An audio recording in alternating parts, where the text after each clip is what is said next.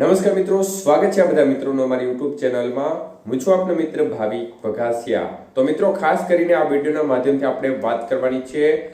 હોળીની ઝાડે આપ્યો ચોમાસા 2025 નો મહત્વપૂર્ણ સંદેશ। તો હોળીની ઝાડ કઈ દિશા તરફ ગઈ છે તે વિશેની પણ વાત કરીશું અને કેટલા આની ચોમાસું રહેવાની સંભાવનાઓ છે તે વિશેની પણ વાત કરીશું। તો વિડિયોને છેલ્લે સુધી જોવા વિનંતી। તો મિત્રો, ખાસ કરીને હોળીના પર્વનું ખૂબ જ વિશેષ મહત્વ હોય છે અને આ દિવસનો જે દેશી આગાહીકાર હોય છે, મતલબ કે દેશી વિજ્ઞાન આધારિત આગાહી કરતા લોકો હોય છે તેને ખાસ ઇંતજાર રહેતો હોય છે, કારણ કે આ જે હોળી પ્રગટાવવામાં આવતી હોય છે અને તેની ઝાડ કઈ દિશા તરફ જાય તેના પરથી આવનારા ચોમાસાનું આંકલન કરવામાં આવતું હોય છે। ત્યારે ખાસ કરીને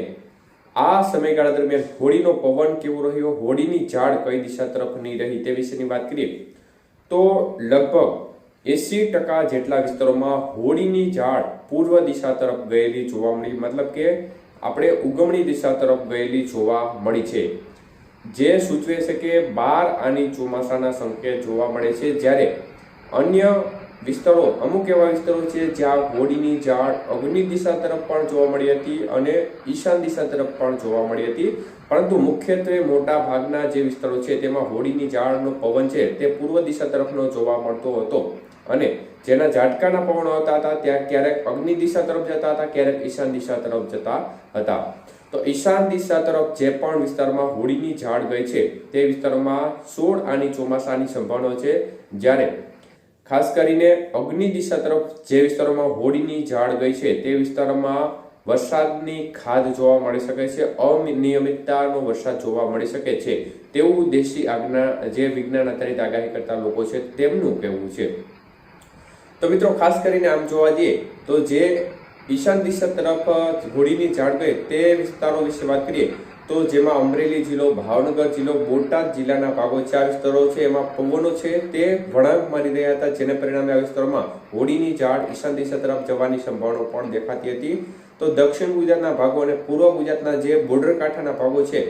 ખાસ કરીને મધ્યપ્રદેશ અને મહારાષ્ટ્ર બોર્ડર કાંઠાના ભાગો છે, આ વિસ્તારોમાં પણ આ પ્રકારનો પવન જોવા મળતો હતો, એટલે આ ભાગોમાં પણ હોળીની ઝાડ આ પ્રકારની જોવા મળી હોઈ શકે છે। પરંતુ લગભગ 80% વિસ્તારોમાં હોળીની ઝાડ છે તે પૂર્વ દિશા તરફ જોવા મળી છે। તો એકંદરે આપણે આશા રાખીએ તે મુજબ આપણે જે અગાઉ અનુમાન આપ્યું હતું, જે કસ કાતરા આધારિત, તે મુજબનું ચોમાસું જાય તેવા સંકેતો હોળીની ઝાડે આપ્યા છે। લગભગ 10 થી 12 આની ચોમાસાના સંકેત જોવા મળી રહ્યા છે, મતલબ કે વર્ષ સાવ નબળું પણ નહીં અને વર્ષ ખૂબ સારું પણ નહીં, એકંદરે મધ્યમ વર્ષ જોવા મળે તે પ્રકારના સંકેતો હોળીની ઝાડ અને આપણે દેશી વિજ્ઞાન આધારિત અગાઉ જે કસ કાતરા આધારિત માહિતી આપી હતી તે પરથી જોવા મળી રહ્યા છે। એટલે અમુક વિસ્તારમાં આ વખતે ખંડવૃષ્ટિ પણ જોવા મળી શકે છે, વરસાદમાં અનિયમિતતા પણ જોવા મળી શકે છે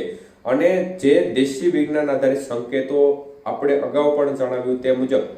આ વખતે દક્ષિણ સૌરાષ્ટ્રના ભાગોમાં વરસાદની ખેંચ અમુક સમય સુધી જોવા મળી શકે છે, પાછોતરા વરસાદ છે તે બીજા ભાગો કરતાં ઓછા જોવા મળે તે પ્રકારના સંકેતો જે કસ કાતર થયા છે તે મુજબ જોવા મળ્યા હતા। અને હોળીની ઝાડમાં પણ જે આ દક્ષિણ સૌરાષ્ટ્રના ભાગો છે તેમાં પવનમાં જે અન્ય ભાગો છે તેના કરતાં વિભિન્નતા જોવા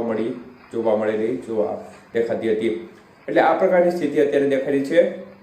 તો આવનારા ચોમાસા બાબતે ખૂબ જ મહત્વપૂર્ણ સંકેત હોળીની ઝાડે આપ્યો છે અને